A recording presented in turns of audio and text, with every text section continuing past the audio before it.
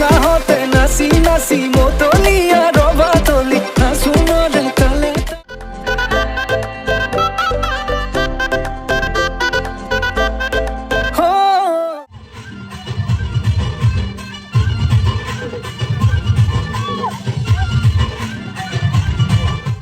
বৰ্তমান অসমত বিয়াৰ বতৰ চলি আছে। অসমৰ গাঁৱে ভূঞে চহৰে নগৰে সকলোতে মাত্ৰ বিয়া আৰু বিয়া। বিয়া বুলি ক'লে আপোনাৰ মোৰ মুঠতে সকলোৰে এক আনন্দৰ সীমা নোহোৱা হয়। যাৰ ঘৰত বিয়া হয় তেওঁলোকৰ কথাটো ক'বই নালাগে। বিয়া খাবলৈ যাবলৈ যিসকল থাকে বা আমাৰ নিচিনা মানুহ, গতিকে আমাৰ মনতো বিয়া ঘৰলৈ যাম, কি পিন্ধি যাম বা বিয়া ঘৰ গৈ কি খাবলৈ পাম, কি খাম কি নাখাম, কাক লগ পাম, এনেকুৱা ধৰণৰ উৎকণ্ঠা উৎসুকতা মুঠতে সকলো ফালে এটা বেলেগ ধৰণৰ এটা আনন্দময় পৰিৱেশ বিৰাজ কৰে। ঘৰতেই হওক বা ঘৰৰ ওচৰে পাজৰে হওক, যাৰ ঘৰতে নহওক লাগিলে বিয়া বুলি ক'লে এটা বেলেগ আনন্দ। বৰ্তমান প্ৰেক্ষাপটত আমি যদি বিয়াসমূহ লক্ষ্য কৰোঁ, আপোনালোকে দেখিব বিয়া বুলি ক'লে আপোনালোকৰ চকুৰ আগত ভাহি আহিব ডাঙৰ ডাঙৰ একদম পাখা দুপম জাক জমকতাপূৰ্ণ এটা পেণ্ডেল।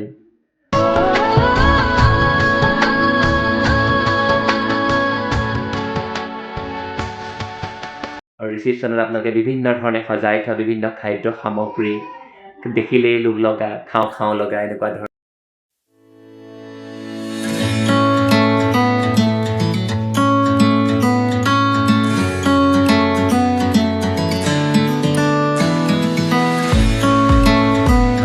দৰা কইনাৰ সাজ পোছাক, বিভিন্ন আলোকসজ্জা, ফুলে তেতেলী ধুনীয়াকৈ সজাই থোৱা এটা পৰিৱেশ, আৰু বিয়া খাবলৈ অহা মানুহখিনিৰ সাজপাৰ, কথনশৈলী, কথনভংগী, কথা বাৰ্তা বা লাইটে কেমেৰাই গোটেইখন এটা বিভিন্ন ধৰণে একদম সুসজ্জিত এটা পৰিৱেশ, য'ত আপুনি মই যেনেকৈ তেনেকৈ যাব নোৱাৰোঁ। গতিকে বিয়া পাতা যিসকলে বিয়া অনুষ্ঠিত কৰে তেওঁলোকে যিমান আয়োজন চলাবলগীয়া হয়, বিয়া খাবলৈ যোৱা মানুহখিনিও সেই একেই আয়োজন, একেই নহ'লেও আৰু ঠিক তেনেদৰে কম বেছি পৰিমাণে বহুত ধৰণৰ আয়োজন বহু দিনৰ আগৰ পৰাই কৰিব লগা হয়।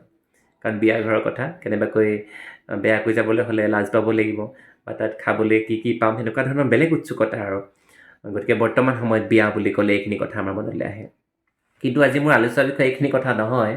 মোৰ আজি আলোচনাৰ বিষয়টো হৈছে বিয়াৰ লগত জড়িত যিবিলাক ৰীতি নীতি বৰ্তমান সময়ত মানুহে যেনেকৈ পালন কৰিছে, যিটো অসমীয়া সংস্কৃতিৰ একেবাৰে বস্তুৱেই নহয়, হয়নে? আমি অসমীয়া বিবাহ অনুষ্ঠানৰ কথা যদি আমি লক্ষ্য কৰোঁ, তেতিয়া দেখিম আগতে যিমান সাত্বিকতাৰে বা যিমান আধ্যাত্মিকতাৰ পৰিৱেশৰ মাজত বিবাহ সম্পন্ন হৈছিলে। কাৰণ বিবাহটো এটা সাধাৰণ অনুষ্ঠান নহয়, পাৰ্টি নহয়, কিবা আনন্দ কৰিবলগীয়া অনুষ্ঠান নহয়।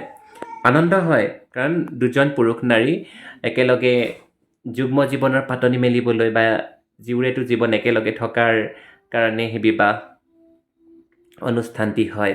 তাত কিছুমান নীতি নিয়ম থাকে যিবোৰ আয়তীসকলে বা ভকতসকলে পালন কৰে, আশীৰ্বাদ দিয়ে যাতে যুগ্ম জীৱনৰ পাতনি মেলিবলৈ ওলোৱা নাৰী পুৰুষালক সুন্দৰভাৱে তেওঁলোকে যাতে জীৱনটো পাৰ কৰি নিব পাৰে।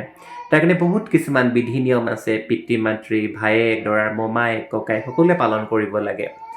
সেই নীতি নিয়মখিনি আচলতে বিবাহ অনুষ্ঠানৰ এক অবিচ্ছেদ্য অংগ বুলি ভবা হয়। কাৰণ সেইবোৰৰ জৰিয়তে দৰা কইনাৰ মানসিক অৱস্থা তেওঁলোকৰ সেই দিনটোত বা তেওঁলোকৰ যুগ্ম জীৱনৰ শুভেচ্ছা বা তেওঁলোকৰ শুভকামনা জনোৱা হয়, তেওঁলোকৰ যুগ্ম জীৱন যাতে সুখৰ হয়, সমৃদ্ধি হয় তাৰ কামনা কৰা হয়।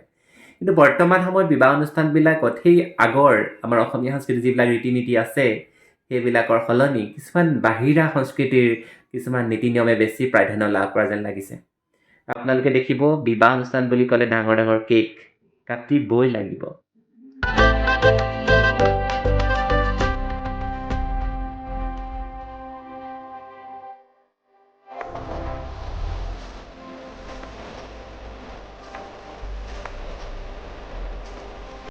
আৰু জাক জমকতাপূৰ্ণ এটা পৰিৱেশ হ'বৰ কাৰণে এটা ডাঙৰ পেণ্ডেল লাগিবই, খোৱা বোৱাত নতুনত্ব থাকিবই লাগিব, এক ৰাজকীয় ধৰণে খোৱা বোৱা কৰাবই লাগিব।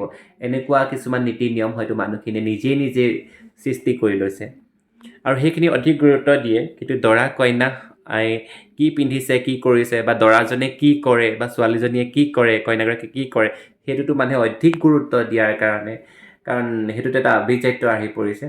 যাৰ কাৰণে বিবাহ অনুষ্ঠানবিলাক একদম ৰাজকীয় এক অনুষ্ঠানলৈ পৰ্যবেক্ষিত হৈছে। এতিয়া সামাজিক অনুষ্ঠান হ'লেও ৰাজকীয় এক অনুষ্ঠান হৈ পৰিছে, য'ত আপোনাৰ টকা পইচা থাকক নাথাকক, কিন্তু ওচৰৰ মানুহবোৰে কৰিছে, মইতো নকৰিলে বেয়া কথা হ'ব, এনেকুৱা ধৰণে কৰা হৈছে। মই এতিয়া কথাবোৰ ক'ম।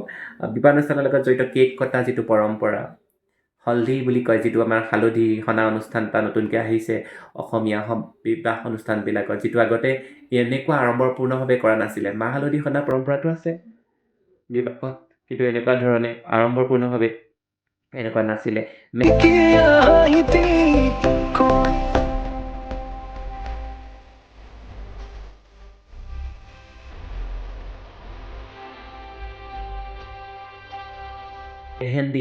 মেহেন্দি অঁকা এটা পৰ্ব, হয়নে? এনেকুৱা ধৰণৰ বিভিন্ন ধৰণৰ পৰ্ব আছে। ফটোশ্বুটটো এটা বেলেগ ধৰণৰ তেওঁলোকে নীতি নিয়ম এটা পৰম্পৰা কৰি দিছে, ফটোশ্বুট নহ'লে যেন বিয়া নহয়।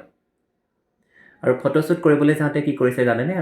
ইতিমধ্যে ছ'চিয়েল মিডিয়াত আলোচিত হৈ থকাও দেখিছোঁ যে ফটোশ্বুট কৰিবৰ কাৰণে বা তেওঁ এজন ব্যক্তিৰ এইটো এটা যিহেতু বিবাহৰ দিনটো এটা গুৰুত্বপূৰ্ণ দিন, এই গুৰুত্বপূৰ্ণ দিনটোৰ কিছুমান বিশেষ মুহূৰ্তৰ মানে এইখিনি ধৰি ৰাখিবৰ কাৰণে যিটো ফটোশ্বুট কৰা হয় বা ভিডিঅ' কৰা হয়, গতিকে তাৰ কাৰণে যিবিলাক নীতি নিয়ম, সেই নীতি নিয়মখিনি মানে বাৰে বাৰে কৰিবলগীয়া হৈছে। মালা পিন্ধোৱা, হোমৰ গুৰিত সেৱা জনোৱা, কুশ বন বন্ধা, বা এনেকুৱা ৰভাতলিত দৰা কইনাক উলিয়াই অনা, এনেকুৱা অনুষ্ঠানবিলাকত মানে এনেকুৱা যিবিলাক নীতি নিয়ম সাত্বিকতাৰে কৰা হয়, খুব আধ্যাত্মিক পৰিৱেশত মানে কৰা হয়, সেইখিনিতো কিন্তু বাৰে বাৰে কৰিব লগা হৈছে। ফলত এই নীতি নিয়মবোৰত কিছুমান মানে বেয়া প্ৰভাৱ পৰিছে বুলি মই ভাবিছোঁ, যাৰ কাৰণে হয়তো বৰ্তমান সময়ত আগতকৈ নতুনকৈ বিয়া হোৱা বা যুগ্ম জীৱনৰ পাতনি মেলা যিসকল দৰা কইনা, তেওঁলোকৰ মাজত অশান্তি আহিছে। এইবোৰ কাৰণে নহ'বও পাৰে, কিন্তু মই ভাবোঁ মানে এইবোৰ এটা কাৰণ হ'বও পাৰে। মানে মানুহ যিমান বেপেৰুৱা হৈছে, গতিকে তেওঁলোকৰ এই যেনেকৈ বেপেৰুৱাভাৱে বিবাহ অনুষ্ঠানটি আয়োজন কৰিছে, গতিকে তেওঁলোকৰ ভৱিষ্যত জীৱনটো তেওঁলোকৰ বেপেৰুৱা হৈ পৰিছে। ফলত গাৰ মাহ হালধি গোট নাযাওঁতেই কোনোবা নৱবিবাহিতা পত্নীয়ে আত্মহত্যাৰ দৰে পথ বাছি ল'ব লগা হৈছে। কোনোবা মানে স্বামী গৃহৰ পৰিয়ালে কোনোবা বোৱাৰীক হত্যা কৰিছে, এনেকুৱা ধৰণৰ ঘটনাবোৰ ঘটিছে। বিবাহ বিচ্ছেদৰতো কোনো লেখ জোখ নাই, যাৰ যেতিয়া মন গৈছে বিবাহ বিচ্ছেদ কৰিছে, আৰু যাৰ যেতিয়া মন গৈছে আকৌ বিভিন্ন ধৰণৰ বিবাহত আবদ্ধ হৈছে। যে এনেকুৱা এটা পৰিৱেশ অসমত আগতে নাছিল, বাহিৰত আছিল নে নাছিল মই নাজানো, কিন্তু অসমলৈ এনেকুৱা এটা পৰিৱৰ্তন আহিছে যে আধুনিক হ'বলৈ গৈ মানুহে যিবিলাক নিজৰ নীতি নিয়ম পাহৰি পেলাইছে, আৰু যিটো মানে জীৱন ধাৰণ, যিটো সামাজিক দায়বদ্ধতা, সেইটো নাইকিয়া কৰি পেলাইছে। ফলত এনেকুৱা ধৰণৰ বিবাহক লৈ বিভিন্ন ধৰণৰ সমস্যাই মূৰ দাঙি উঠিছে। গতিকে সময় থাকোঁতে আমি কিন্তু নিজকে বচাবৰ হৈছে, গতিকে আমি ভাবিব লাগিব, আমি নিজে যিহেতু আমাৰ ঘৰত বিয়া হৈছে, মোৰ বিয়া হৈছে, বা আন কাৰোবাৰ ঘৰত বিয়া হৈছে, আমাৰ আত্মীয় কুটুম্বৰ বিয়া হৈছে, বিবাহ অনুষ্ঠানত জাক জমকতাতকৈ নীতি নিয়মেৰে সুন্দৰভাৱে বিবাহ কাৰ্যটো যাতে সমাপন হয়, ৰীতি নীতিৰে আড়ম্বৰপূৰ্ণ হওক, কিন্তু ৰীতি নীতিবোৰ সুন্দৰভাৱে পালন কৰিব লাগে। কাৰণ উৰুলি ধ্বনি মাংগলিক ধ্বনি, এনেকুৱা ধ্বনিৰে মুখৰিত হ'লে হয়তো কোনোবা শুভ কাম এটা খুব সুন্দৰভাৱে পাৰ হৈ যায় বুলি ভবা হয়।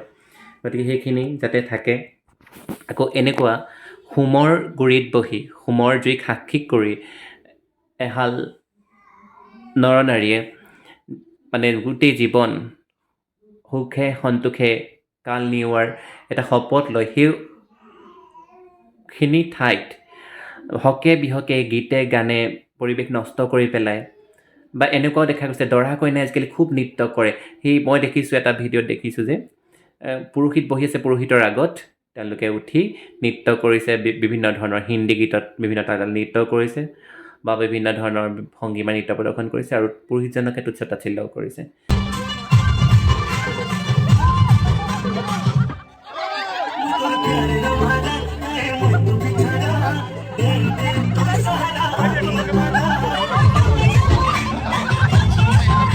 গতিকে তেওঁলোকে এটা বিবাহ অনুষ্ঠান আয়োজন কৰি সেই হোমৰ গুৰিত বহি তেওঁলোকে আজীৱন একেলগে থকাৰ, সুখে সন্তোষে থকাৰ প্ৰতিজ্ঞা কৰিবলৈ আহি সেইখিনি যদি বাৰে বছহু কৰ্মকাণ্ড কৰে, তেতিয়াহ'লে তেওঁলোকৰ যুগ্ম জীৱনটো কেনেকৈ সুখকৰ হ'ব? আমাৰ সামাজিক বুলিও কথা এটা থাকে নহয়, সাত্বিক, ধৰ্মীয়, আধ্যাত্মিক এনেকুৱা দিশবোৰৰ কথাও থাকে নহয়। গতিকে সেইখিনি আমি ভাবিব লাগিব। আচলতে নীতি নিয়মখিনি ভালকৈ পালন নকৰাৰ কাৰণে এনেকুৱা হৈছে বুলি মই কোৱা নাই, কিন্তু এইখিনিও এটা কাৰক হ'ব পাৰে।